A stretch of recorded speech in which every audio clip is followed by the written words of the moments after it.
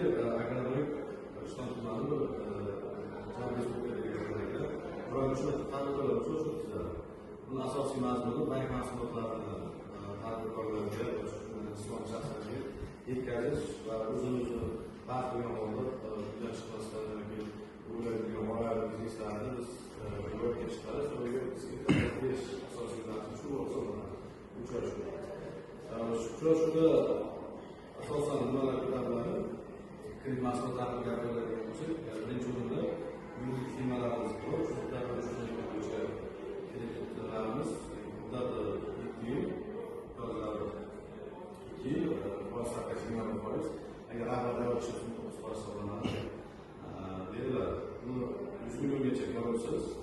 Agar aynan bo'lsa, lekin 100 million yuqori olmoqchi bo'lsa, noto'g'ri binolarni to'lash kerak bo'ladi.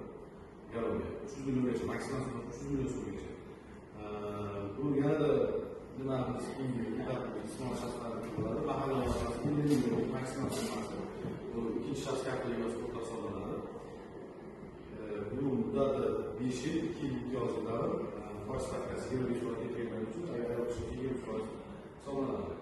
Keyingi biznesga birinchi qadam buni muddati 4 yil, maksimal summasi 10 million so'mgacha, foiz stavkasi 25 va agar bo'lsa 20%gacha. Keyingi 5 millionligimiz bor, o'sha 5 millionlar qo'shildi. Va maksimal summa 5 million so'mgacha. Yo'qlar garov va shaxs kafilligi. Bu kreditlarning asosiy nimasi agrobankda shaxsiy kreditlar hisoblanadi. Bunda asosan shu mahallaga biznes topirish va uydan chiqmagan holda